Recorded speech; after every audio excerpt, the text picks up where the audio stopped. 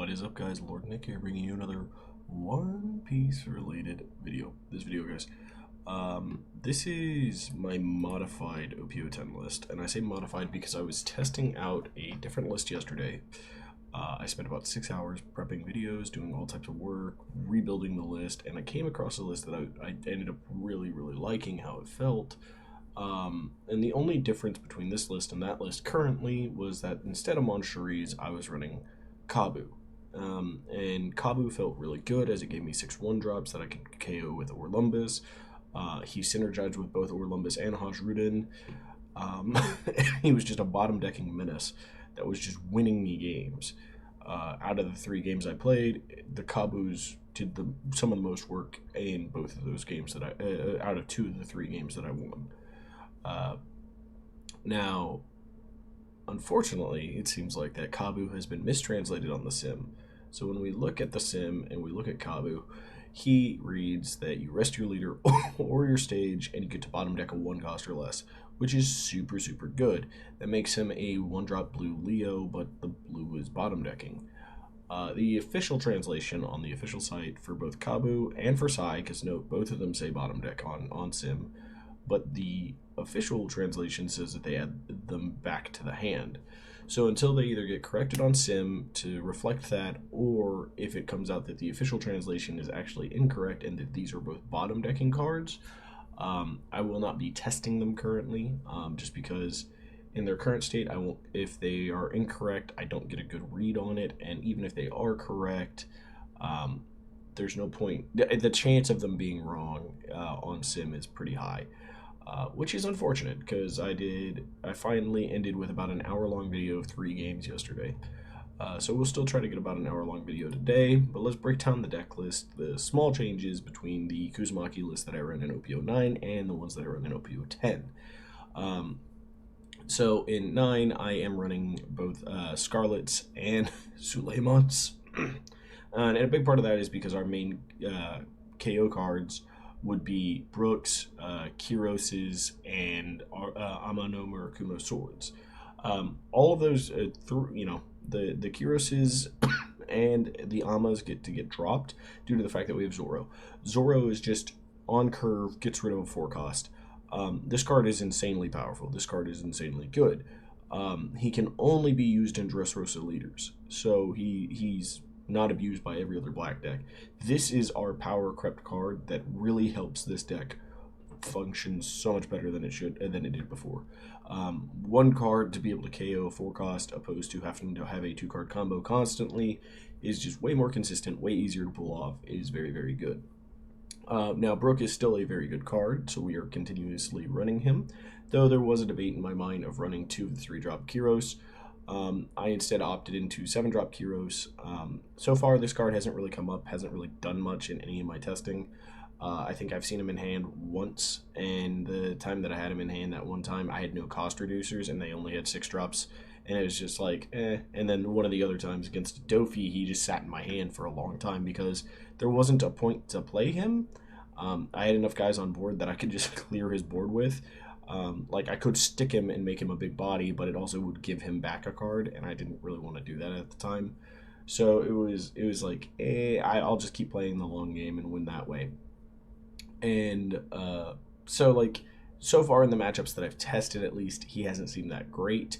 That being said, I've been told that he has helped people out with other matchups that I hadn't tested yet, such as the black matchups, and I could see that very greatly. The fact that he bounces a 5 or less base, and then this plus, like, say on 8 Kiros and a Patchwork, wow, you get rid of an 8-drop. That's pretty strong in many cases. Like, yeah, they could get their Gecko Moria back, but the fact that I can get rid of their Gecko Moria and then swing into something, or just off of base, I get rid of the blocker, the Rebecca they got with their Gecko Moria, and can take out whatever character that they're trying to keep alive, because this guy is just a 9k body to go take it out. So there is that. Card that I also like for matchups that I haven't really tested as much has been Luffy. I have valued him over the 7-drop Luffy. Now note, he is Gravity Blade targetable, so that does make him worse into Dofi, but he also has a lot more tempo into Dofi earlier. The fact that I could drop this on my 6-Don just means that I have a 6-Don 7K swing into one of their characters. Plus, usually they have more than 5 cards in hand, so I am then making them get rid of a card, which Dovine does not like doing. He likes to keep his hand as large as he can, because as he starts running out of cards in hand, he really has a hard time getting back up to those cards again. So you just kind of keep, and having a card that can attack his hand and then says, hey, if you want to keep this character alive, it's going to be another 2 cards out of your hand, which is very, very strong, very good for the matchup. Despite the fact that he is targetable by their Gravity Blade, like, he just puts so much threat onto the board state. So once your opponent has started attacking with anything, this Luffy basically says, okay, I'm going to clear it, develop a body, and if you have KO-based removal, you're not getting rid of me ever. Card is very strong. I've liked it over 7-drop currently, just because of how this build feels. We did go back down to 2 Sabos, but that was just to make space for everything. It was very kind of annoying and difficult. And then the reason I've chosen Moncherie currently over the Kabu is if they're both going to put something back into the hand. Kabu is good for early game kind of disruption, whereas Moncherie is good in the mid to late game. And the reason is that she requires us to have a 4-cost Dressrosa character for her to bounce. So note, she cannot bounce Aramaki or Kuzan, which is fine. I don't really want to bounce either of those to my hand. But she can bounce almost every other Dressrosa character we have. Like, this is the small section of characters that she can't bounce. She can bounce everybody else, and once we're on late game curve, say we're on 10 Dawn, and I already had a Kyros established, I can bounce a 4 with her to bounce. So I swing with the Kyros, I get one of their blockers. I can then use Moncherie to bounce the Kyros to get rid of their other blocker, to play the Kyros to potentially get rid of another character. So we can legitimately get rid of 3 to 4 characters with just these 2 cards and still have a Dawn up to be able to use Leader ability. So in the late game, I think she has some pretty good potency. We'll see if she's good enough in the mid game to venture it. Though even if Kabu bounces to hand, I might still be testing him out as the 3 of in this slot if I get the opportunity to do so. So let's jump into some games. We're going to try to get some Pluffy. We're going to try to get some Dofi. We're going to try to get basically anybody who's we kind of consider a top deck at the moment. There's a Pluffy there. Let's see if we can get it. Cool. So I have been told that going first into him really throws off his curve. I don't personally like playing first on Rebecca. That's an insane hand. I mean, we have no counter. We're gonna eat so much crap, but it's just like, okay, cool. If he plays anything, we're just gonna kill it. But apparently, if we go first, putting him on second just really screws up his game plan. We'll take the Rebecca because we need any type of counter just to kind of survive this early. Patchwork is nice, but we don't really need it at the moment. We have too many cards. Deploy, activate, take the Moncherie. We need to keep her in hand because we just need counter.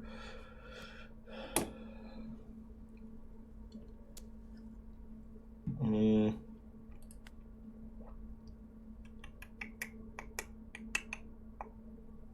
give him the Rebecca because we could get that back with the Moncherie. So for now, we'll just give that.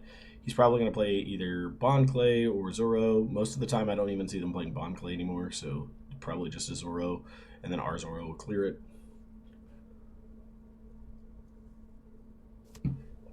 I think now I'm a little more comfortable going second. Okay, he has that option as well, and because I didn't take the Patchwork earlier, this does screw up our ability to just get rid of that card. I could just play the Zoro just to have it. I think we will.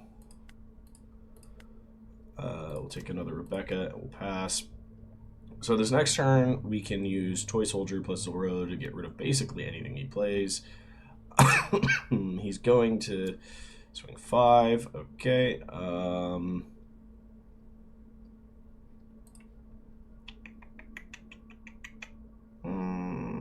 Oh, we'll also be on 7, so this could just bounce this back to his hand.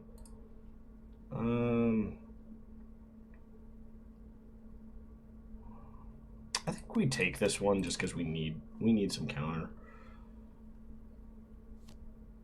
Okay, he didn't have the Luffy Taro, I guess.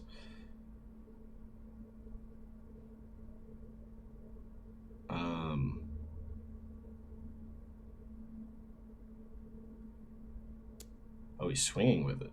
Interesting. Interesting.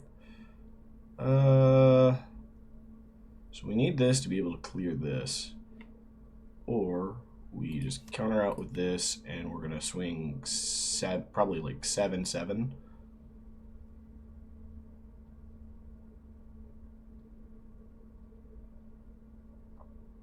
We could also just play this, bounce this, swing 6, swing 9. Ooh, he has 2 of them. So now we're gonna deal with them as best we can here. So we're gonna drop you, KO. So we rest this, KO you. Let's do 7 at 6. Get a 2K.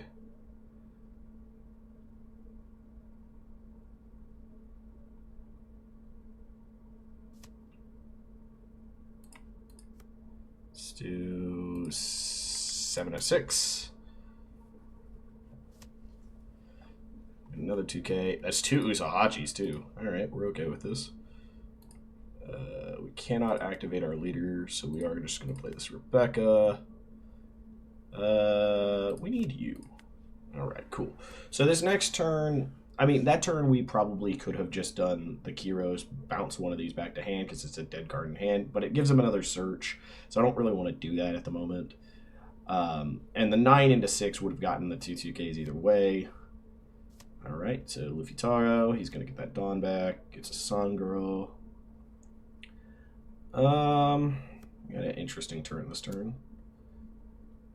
8 into 6, huh? So I can let that one go. Yeah, we let that one go. If he does a second swing into it, then we don't let that go though.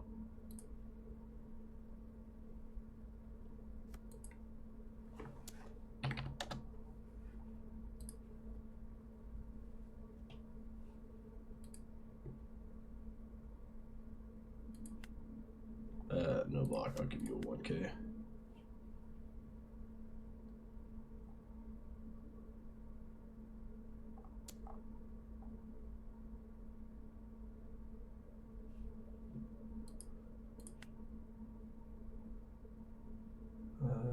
We'll give him the Hajj. Like, the Hajj is better in the long run for us here, but...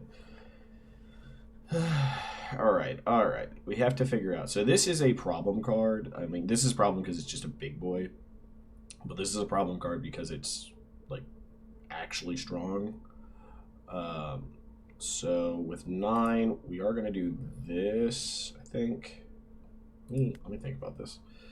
We need to think about how we can do this effectively. Because we can play out a Rebecca. Does Rebecca have a Brook target? Yeah, she does. Okay, so yeah. So we're going to do this. Do -4, targeting you. Play the Rebecca. Grab the Brook. Deploy the Brook. Reduce KO. We're going to swing 6 into 6.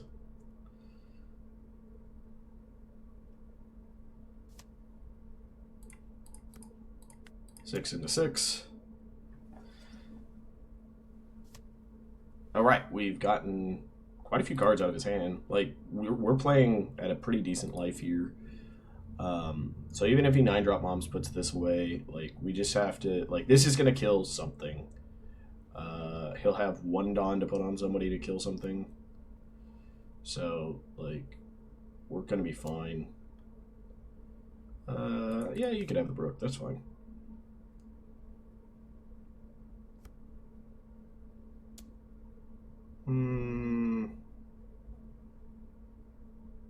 No block. No, sir. How about no?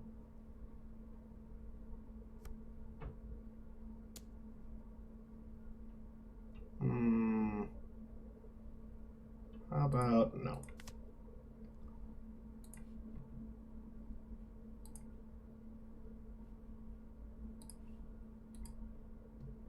Now he has to decide.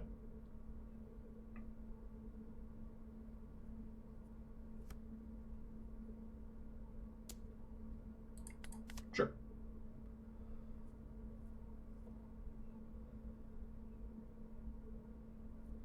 Stay with me.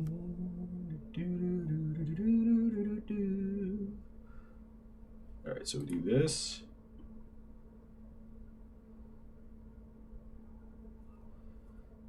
So I'm trying to do the math here. What's the best route we can do? So we can bounce this, or this. Both are counters, so like I don't really want to bounce either of those. We do this to KO, bounce. Yeah. Okay, so look, watch. This is going to be a fun play. You, rest stage, KO you. 6 at 6.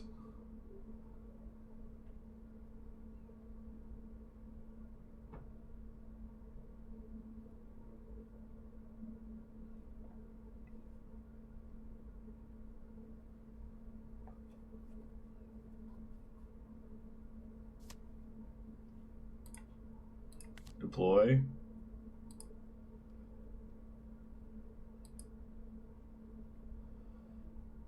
Okay, so we gotta... Oh yeah, she makes me rest one. Damn, this doesn't work the way I hoped this would. Rats.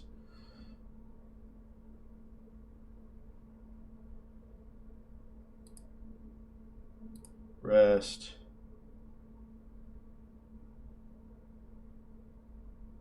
Bounce. Bounce you, so you have one less guy.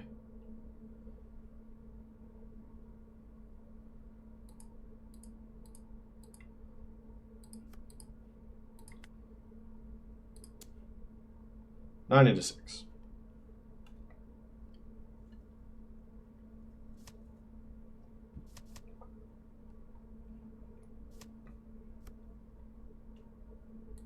Alright.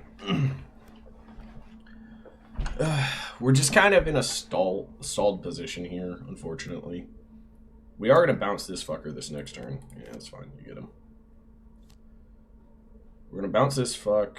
I mean, we can bounce this guy. Swing 9. Swing 12 into him. What do you got? You got another Luffy Taro? That's a dead card right now. That's a really good card. Maybe not at the moment, but... Wow, both of them out of life. Cool, I guess. Well, that's problematic for me.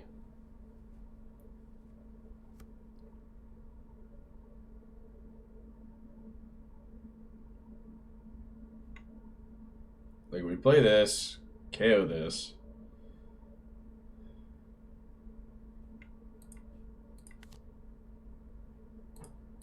KO.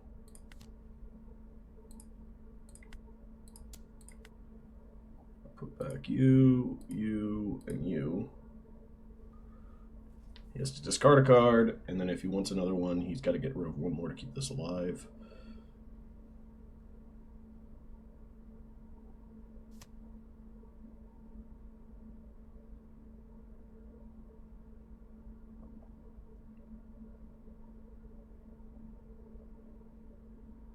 Oh, he gave up?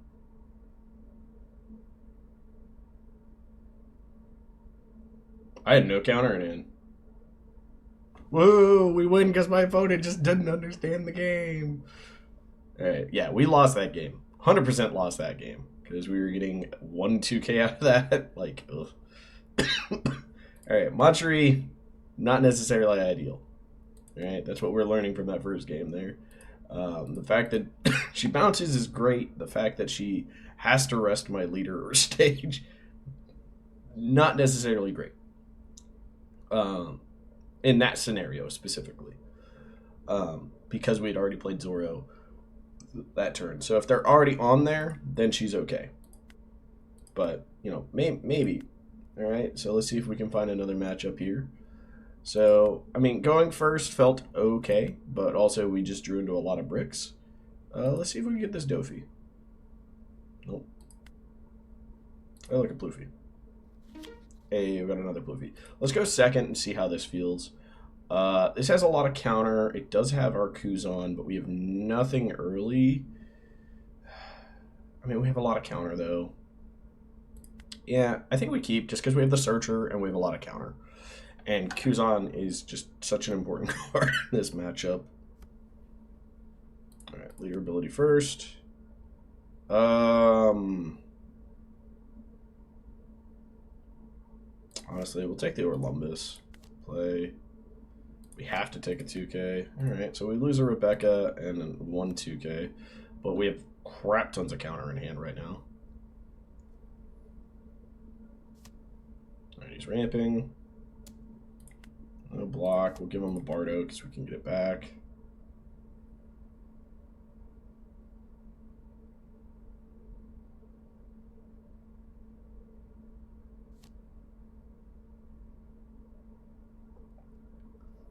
If we can hit our Zoro right off the bat here, that'd be great. Never punish, baby. Alright, so we punished his Zoro. We developed our own Zoro.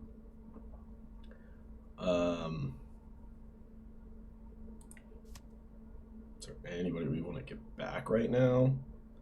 Because, like, we're going to probably play these two this next turn, but I'm just debating what we get back. If we get back the Bardo or get back the Rebecca. But the amount of counter in hand, we probably don't need to get the Bardo back immediately. The Rebecca is going to be pretty useful.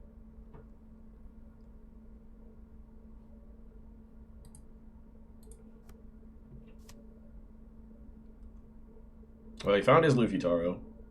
Kind of late, but he found him. Another 2K.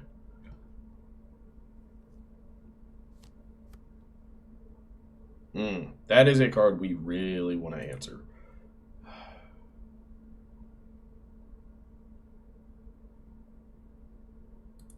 We just don't have it. So I think we actually just play him. Go 7 at lead. And then activate our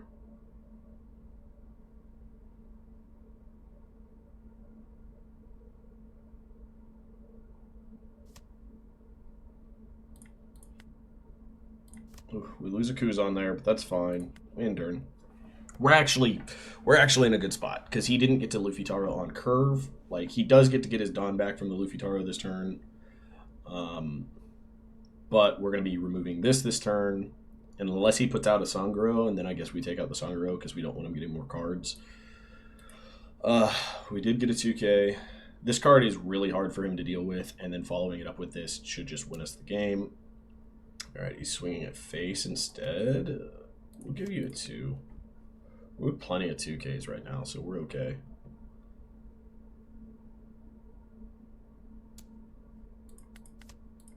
Okay, we got a 1K as well now.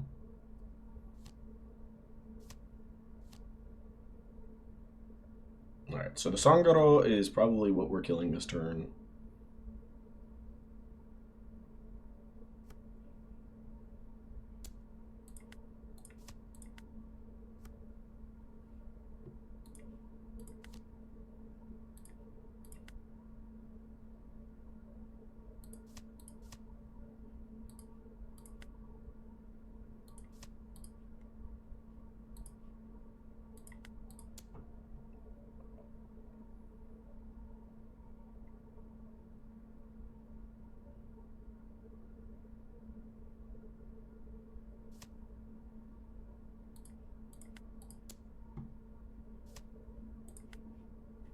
We're giving him 2 targets to attack.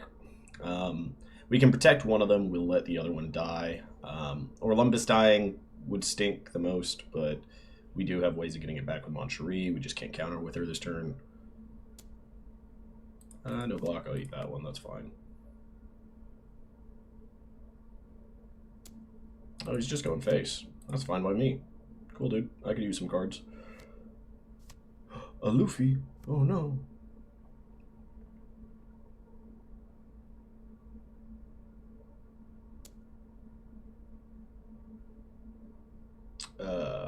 Sure. Yeah, you could have him.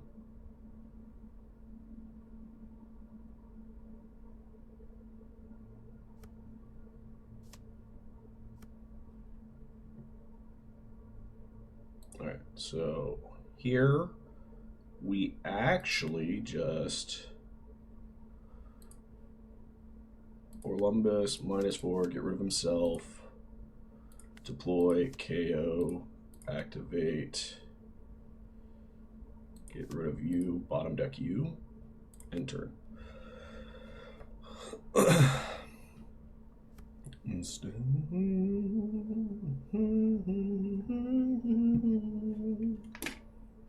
we've now just removed all threats that he has on board. Because this is technically a threat, but it's not really a threat. Losing both of your big boys is problematic for him. He's 7.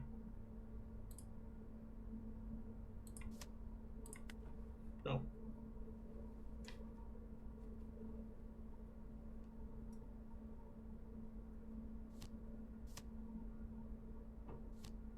So this is gone. Moncherie allows us to get rid of this, and potentially this.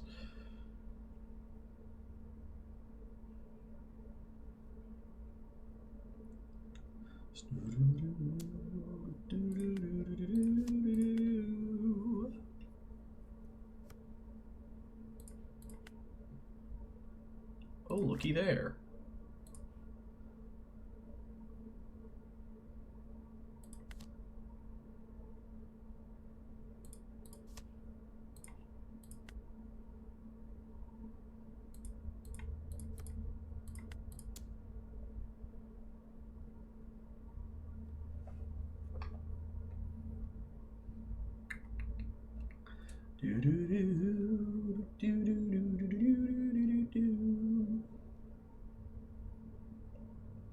Cost him 2 cards to keep this boy alive.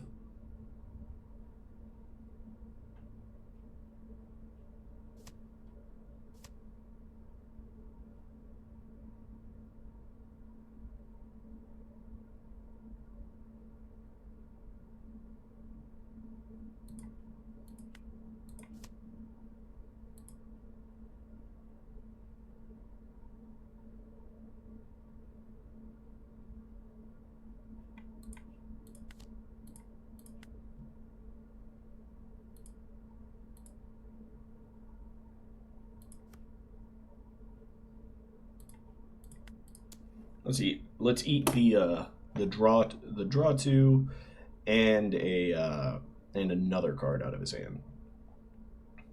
So it's still going to cost him 2 cards to keep him alive if he wants, and we pass because we're okay with this.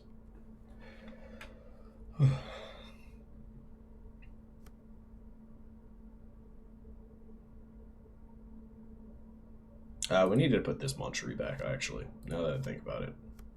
It's fine. It's fine, though.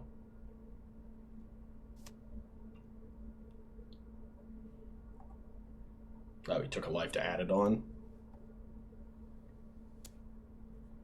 Yeah, sure, you get him a Zoro. I don't care about him.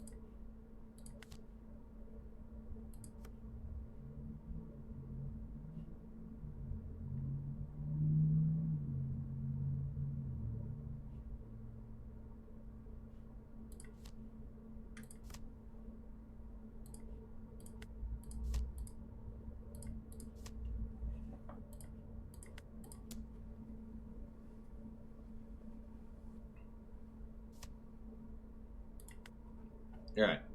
Now, note, his curve was not perfect. He did not have the Luffy Taro. So, I mean, this game went completely differently than the last one just because he didn't have his perfect curve. Which, I mean, we can't always bank on us seeing him not have, right? Like, that's obviously not a play that will always happen. But it is something that we can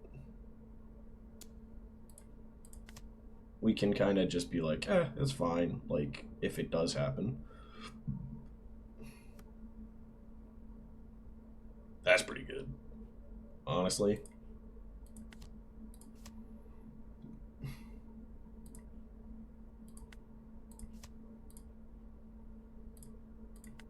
Attack 6. We don't get Demongery this turn or gain cards back, but we dealt with his board very efficiently.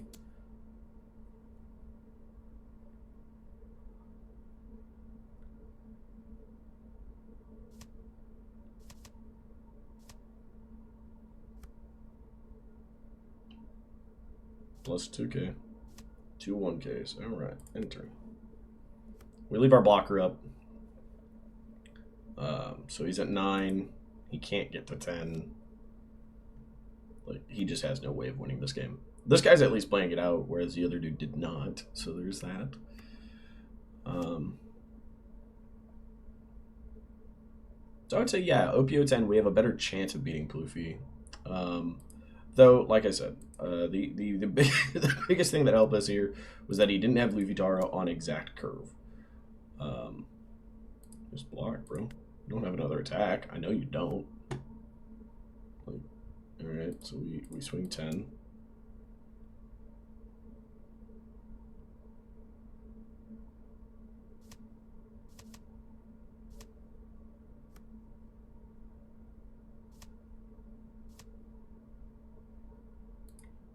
Swing 10.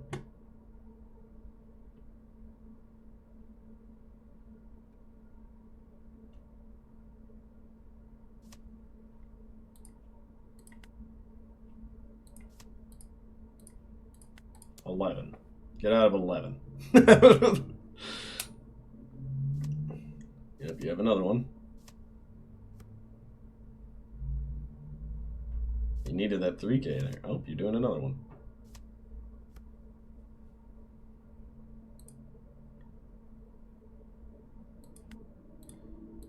Get out of a 6. Watch, watch. He's gonna get out of the 6 here. And then it's all on Manchuri.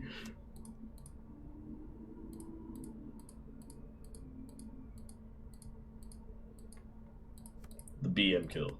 With the Manchuri. Well, he's mad enough to just immediately quit.